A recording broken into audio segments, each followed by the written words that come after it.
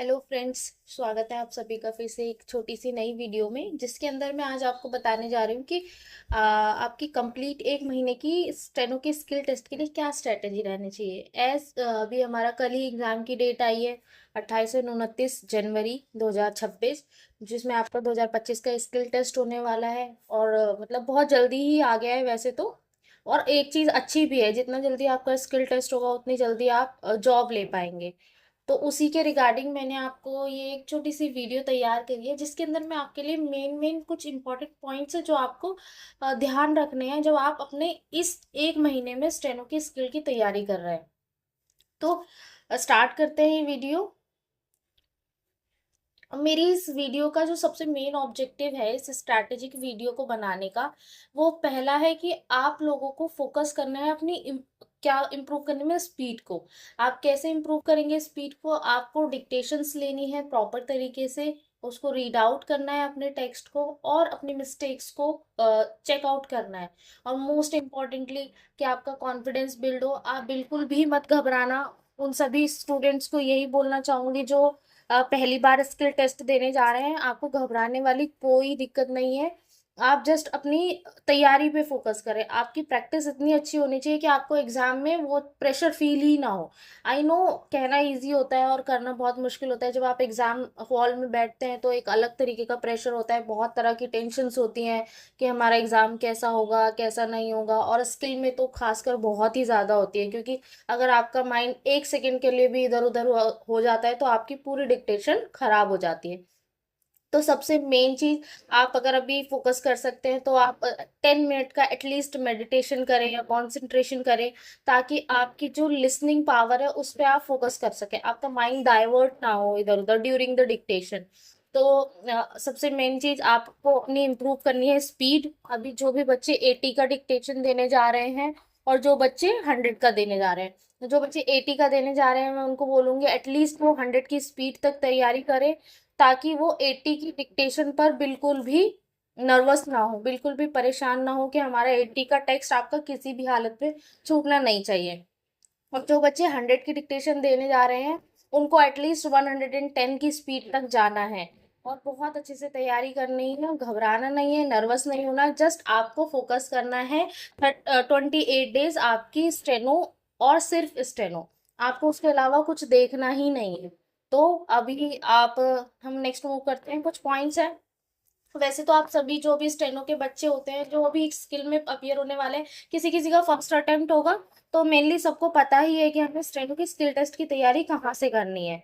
ठीक है, मैं मेजरली इंग्लिश स्टेनो के लिए हूँ, तो इसलिए मैं उसी के बारे में बताऊंगी। हिंदी स्टेनो का मुझे आइडिया नहीं है। तो मेन सोर्सेज जो है हमारे इंग्लिश स्टेनो को कवर करने के लिए, वो सबसे पहले मैं आपको बोलूंगी कि आपको सबसे पहले क्या कवर करना है। आपको लास्ट 5 इयर्स की जो प्रीवियस ईयर डिक्टेशन है वो आपको मतलब आपको रट लेनी है पूरी तरीके से, क्योंकि अभी जो 2024 का एग्जाम हुआ था स्किल टेस्ट, उसमें आपने देखा होगा कि जो प्रीवियस ईयर डिक्टेशन थी 2018 का पूरा पैराग्राफ सेम आया था ग्रेड डी की डिक्टेशन में। तो आपको क्या कवर करना है सबसे पहले, आप प्रीवियस ईयर की जो लास्ट 5 साल की है 19 से लेके 24 तक की सारी previous year dictations at the rate of 80 words और 100 वर्ड्स आपको तैयार करनी है। चाहे वो ग्रेड डी का मैटर हो या ग्रेड सी का मैटर हो, उसमें आपका कुछ नहीं छूटना चाहिए। चाहे वो पंक्चुएशंस हो, चाहे आपके स्पेलिंग्स एरर हो, प्रॉपर नाउन्स हो, कुछ भी आपका उसके अंदर नहीं छूटना चाहिए। आपकी प्रीवियस ईयर डिक्टेशंस का जो मैटर है आपको एट आपके टिप्स पे होना चाहिए कि और उसके फ्रेजेस कैसे हैं, उसमें कौन कौन से हार्ड वर्ड्स आए हैं, वो सब आपको प्रैक्टिस करने हैं। तो पहला तो यही हो गया कि आपको लास्ट 5 इयर्स की जो प्रीवियस ईयर डिक्टेशंस है grade C and grade D, दोनों का मैटर जो है, अब आप लगा लो 5 साल की डिक्टेशन है तो 10 ही डिक्टेशन होंगी अप्रोक्स। एक बार आई थिंक सो 2022 का पेपर वो जो हुआ था वो रिकंडक्ट हुआ था, तो 2 डिक्टेशन और मान लो, ज्यादा है नहीं, 12-13 डिक्टेशन होंगी जो आपको तैयार करनी है। 2019 से लेकर 24 तक की मैंने मेरे इसी चैनल पर आपको डिक्टेशंस प्रोवाइड कराई हैं ग्रेड डी की। और मैं अभी जस्ट नेक्स्ट वीक में आपको कोशिश करूंगी कि ग्रेड सी की भी सारा मैटर प्रोवाइड करा दूं। ठीक है, नेक्स्ट हमारा आपको जो प्रैक्टिस करना है मैटर है वो कैलाश चंद्रा से करना है। अब जो बच्चे नए हैं वो आप प्लीज मैगजीन फर्स्ट से ही स्टार्ट करें। डायरेक्ट मूव ना करें हार्ड वर्ड्स पर। आप जैसे ही हार्ड वर्ड्स पर, हार्ड डिक्टेशंस पर मूव करेंगे, आपका कॉन्फिडेंस, आपकी एरर्स होंगी, आपकी मिस्टेक्स होंगी, आपका ट्रांसक्रिप्शन अच्छा नहीं होगा, तो आपका मोरल डाउन होगा और आप घबराने लगेंगे, और आपका मोरल डाउन हो जाएगा तो आपकी प्रैक्टिस में क्या होगा, वो एक्यूरेसी नहीं रहेगी। तो आप सभी को सबसे पहले स्टार्ट करना है मैगजीन 1 से ही, उसकी इजी डिक्टेशन से करना है स्टार्ट। आप 80 से ही करिए। जो बिल्कुल ही नए हैं, स्टार्ट 60 से 80 तक जाइए, 80 से 90 जाइए, धीरे धीरे मूव करिए, ठीक है।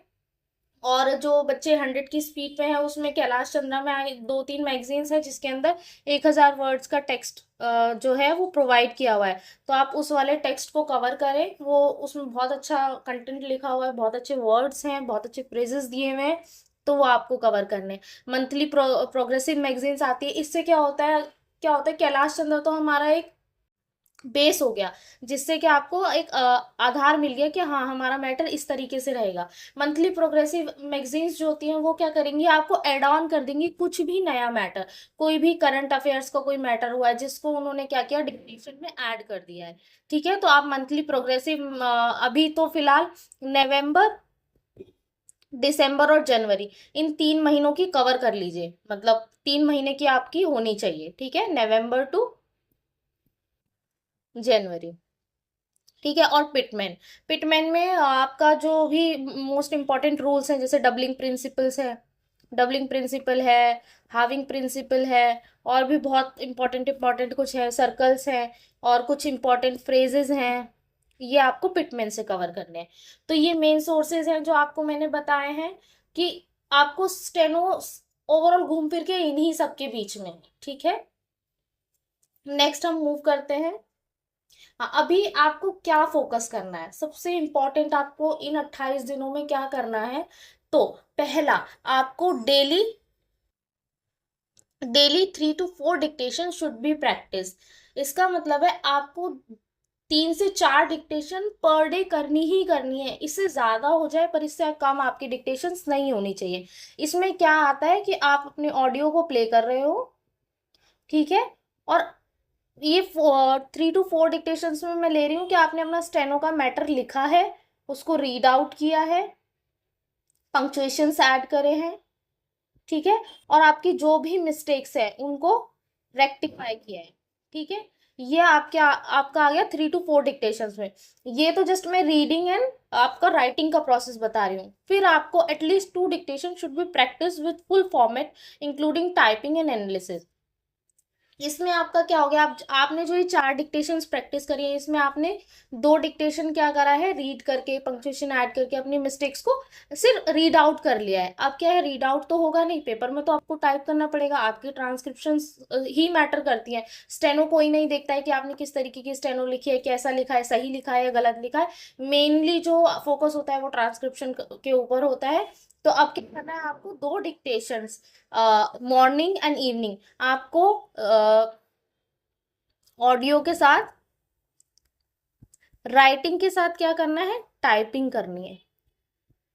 टाइपिंग करने के बाद उसका प्रिंट आउट लेना है। प्रिंट आउट लेने के बाद देन आपको रेक्टिफाई करना है कि आप क्या मिस्टेक कर रहे हैं। उसमें आपको क्या क्या देखना है, उसमें आपको देखना है पंक्चुएशंस, क्योंकि इस साल से, पिछले साल से ही 2023 से ही पंक्चुएशंस की भी एरर होने लगी है। तो पंक्चुएशंस पे आपको फोकस करना है। आपने कुछ कौन से वर्ड्स गलत लिखे हैं। अब इसमें वर्ड्स में गलत क्या आ जाता है, जैसे अब हम वर्ब्स ही हैं, कोई वर्ब आ गई है, हमने उसका जहाँ पे हमें V2 लगाना था, हमने V2 ना लगा के क्या कर दिया है, वी की फर्स्ट फॉर्म SES लगा दिया है। तो ये मिस्टेक हमें नहीं करनी है, ठीक है। देन आपका प्रॉपर नाउन का कोई ऐसा वर्ड आया है जिसका आपको एकदम से आउटलाइन नहीं बनी है सुनते, तो आपको उसको क्या करना है, एक अपना नोटबुक आपको होगा ही प्रैक्टिस का, उस वर्ड को लिखना है और एटलीस्ट 5 to 6 लाइन उसको प्रैक्टिस करना है, ताकि वो आपके हाथ पे और माइंड में सेट हो जाए कि आप जैसे ही उसको सुने और आपकी पेंसिल मूव कर जानी चाहिए। अब पार्लियामेंट ही आया है तो पार्लियामेंट आपको सोचना ना पड़े सेकेंड्स के लिए भी, ठीक है। तो ये वाला पॉइंट आपको समझ में आ गया कि आपको 2 डिक्टेशन टाइप करके चेक करनी है, ठीक है। और आपका जो मेन फोकस होना चाहिए, focus should be on your transcription of your text. सबसे मैं आपको फिर से वही चीज बोल रही हूँ, नो वन सी और स्टेनो डिक्टेशन, जिसको भी देखेंगे जो मैटर करता है वो आपका ट्रांसक्रिप्शन ही मैटर करता है, आपका ट्रांसक्रिप्शन ही चेक होता है। तो आपको सबसे ज्यादा अपने स्टेनो के टेक्स्ट को किसी भी तरीके से लिखो, बस आपको फोकस होना चाहिए आपने जो टेक्स्ट लिखा है वो आपको अच्छी तरीके से समझ में आ रहा है और आपने उसको बहुत ही बेहतर वे में ट्रांसक्राइब करा है। ठीक है, नेक्स्ट है आपको किस पे और फोकस करना है, punctuations and spellings error should be minimised by carefully reading the shorthand notes, adding appropriate punctuation and cross verifying with the original text. देखो अब इसमें क्या है, अब आप ये सब प्रैक्टिस में ही आ गया, आपको क्या करना है, आपने अपना टेक्स्ट लिखा है, अब आप अपनी इन मिस्टेक्स को स्पेलिंग एंड पंक्चुएशन को कैसे मिनिमाइज कर पाओगे, जब आप मैक्सिमम नंबर ऑफ डिक्टेशंस को लोगे, उसको आप क्रॉस वेरीफाई करोगे, उसमें पंक्चुएशंस ऐड करोगे, अपने मिस्टेक्स को रेक्टिफाई करोगे, तो ये सब आपको क्या करेगा, ये आपकी एक्यूरेसी को इंक्रीज करेगा। जो मोस्ट इम्पॉर्टेंट है, हम क्या करते हैं पेपर में जाते हैं, पेपर में स्टेनो एक ऐसी चीज है हमें लगता है कि हमने बिल्कुल ठीक किया है, बट कहाँ से एरर जनरेट हो जाती हैं नहीं समझ में आता है। तो इसलिए आपको अपने टेक्स्ट को एक्यूरेसी पे बहुत फोकस करना है, बहुत एक्यूरेसी आपकी होनी चाहिए। Next, during practice try to complete the typing at least 10 minute before the actual exam limit. अब ये मैं आपको किस लिए कह रही हूँ, फॉर एग्जाम्पल अगर आप ग्रेड डी का मैटर टाइप कर रहे हैं तो आपको पता है 50 मिनट्स हमें टाइप करने के लिए मिलते हैं। ठीक है, बट अगर आप अब अगर आप घर पे प्रैक्टिस कर रहे हैं तो आपका मैटर 40 मिनट के अंदर टाइप हो जाना चाहिए। मैं ऐसा क्यों कह रही हूँ, क्योंकि जब आप एग्जाम में बैठते हैं आपका एक एक दो वर्ड छूट जाते हैं या कोई एक लाइन आपकी छूट गई है तो आपके ऊपर प्रेशर जनरेट होने लगता है एग्जाम का, कि हम मतलब हम अच्छे से टाइप कर पाएंगे या नहीं कर पाएंगे, आपको टाइम कम लगने लगता है। तो इसलिए अगर आपकी प्रैक्टिस अच्छी रहेगी और आपके पास विद इन आप टाइम से पहले अपने मैटर को टाइप करेंगे तो आपको एक सेटिस्फेक्शन होगा, कॉन्फिडेंस बूस्ट होगा, आप डरेंगे नहीं, घबराएंगे नहीं, अपने पेपर में अच्छे से परफॉर्म कर पाएंगे। इसलिए कोशिश करना कि जिन बच्चों को 50 मिनट्स मिल रहे हैं वो अपने घर पे typing with in 50 minutes 40 minutes के अंदर डन कर लें 800 वर्ड्स का मैटर। एंड जो बच्चे ग्रेड सी के लिए हैं जिनको 40 मिनट मिल रहे हैं वो 30 मिनट्स में अपना मैटर कंप्लीट कर ले, और आपके पास जो 10 मिनट बच रहे हैं वो आपको काम आएंगे, किस लिए, क्रॉस रीडिंग के लिए। क्रॉस रीडिंग करना है और अपने मैटर को वापस से अपनी आउटलाइन से मैच करना है कि आपका कुछ छूटा तो नहीं है, आपने कुछ गलती तो नहीं करी है, वो चीज आपके वो 10 मिनट आपको वहां पर काम आएंगे। ठीक है, तो ये वाला समझ में आ गया आपको, एक सेकेंड। नेक्स्ट, अब नेक्स्ट क्या है, important topics which must be done before exam. अब कुछ इंपॉर्टेंट टॉपिक्स हैं जो आपको एग्जाम से पहले करके ही रखने हैं, आप इनको छोड़ ही नहीं सकते हो, अदरवाइज आप, मुझे नहीं लगता है, क्योंकि मैं भी एक स्टेनो एस्पिरेंट हूँ, मैंने भी एग्जाम दिए हैं, 2020 का स्किल टेस्ट दिया है, 22 से मैं सिलेक्टेड हूँ। तो ये मैंने ये चीज़ें ऑब्जर्व करी हैं और मैंने खुद ये प्रैक्टिस करी है, तो मैं अपने एक्सपीरियंस से ही आपको ये सब चीज़ें शेयर कर रही हूँ।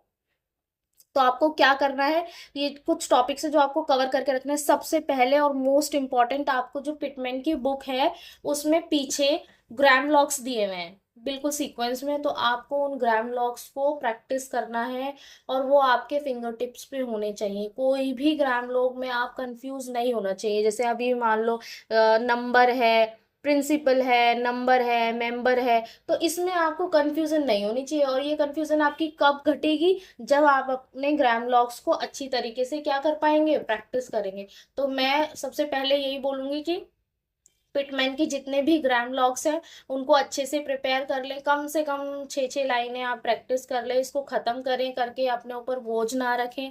नेक्स्ट, आपको प्रैक्टिस करनी है outlines of important proper noun such as states, capital, month, days, post and latest schemes. इसके अंदर मैं क्यों बोल रही हूँ, क्या होता है स्टेट्स का, फॉर एग्जांपल कि कोई मैटर आया है और उसमें किसी स्टेट का नाम आया है, फॉर एग्जांपल जम्मू ही आया है तो हम जम्मू नहीं लिख पाए, ठीक है, राजस्थान आया है, तो हमें क्या होता है प्रॉपर नाउन में हम अटक जाते हैं अगर हमारी प्रैक्टिस नहीं है। तो ये चीजें आप कवर करके रखना, ताकि आपको लास्ट में क्या होता है, कुछ कुछ लोग अपने अंडरस्टैंडिंग के लिए राजस्थान आया तो आर लिख लेते हैं कि इससे, तो अब कभी कभी याद रह जाता है और कभी कभी भूल जाते हैं, तो ये बहुत टाइम ले लेता है रिमेम्बर करने में कि हमने ये आर क्यों लिखा है, इससे क्या नाम आया था क्या नहीं आया था। और जैसे कि अब पोस्ट है, सुपरिटेंडेंट है, प्राइम मिनिस्टर है, सेक्रेटरी है, तो इनका क्या करेंगे आप, इनकी भी आउटलाइंस को अच्छे से प्रिपेयर करके रखेंगे। जैसे मेरे एग्जाम में आया था पक्का सड़क योजना करके कुछ एक आया था, तो ये सब चीज़ें क्या आपकी प्रॉपर नाउंस में आती हैं, ठीक है। और ये मैंने आपको बता दी कैपिटल्स, मंथ्स, डेज, और इनकी भी मैंने स्टेट्स और कैपिटल्स की भी वीडियो, मंथ का मैंने शॉर्ट डाला है, मंथ एंड डेज का, ये भी मैंने मेरे इसी चैनल पर प्रोवाइड कराया है। बाकी आप इसे देख सकते हैं, और अगर आपकी कोई भी क्वेरी होगी या कुछ भी होगा तो आप मेरे टेलीग्राम चैनल पर भी मुझे मैसेज कर सकते हैं, सॉरी ज्वाइन कर सकते हैं। और बाकी मैं आपको ईमेल प्रोवाइड करा दूंगी, उसमें अगर कोई भी आपकी क्वेरी है related to steno skill test, तो उसमें भी मैं आपको हेल्प कर दूंगी। नेक्स्ट आपको करना है important phrases from your text. आपको क्या करना है, आप जो भी डिक्टेशन प्रिपेयर कर रहे हैं उसमें कोई हार्ड वर्ड का फ्रेज आ गया, फॉर एग्जाम्पल अब मैं सिंपल ले रही हूँ, जैसे आपने लिखा है I would like to say that, ठीक है, तो हमने ये वाला फ्रेज लिख लिया, I would like to say that. तो इसमें क्या है, हमारे कितने सारे वर्ड्स कवर हो गए, I would like to say that.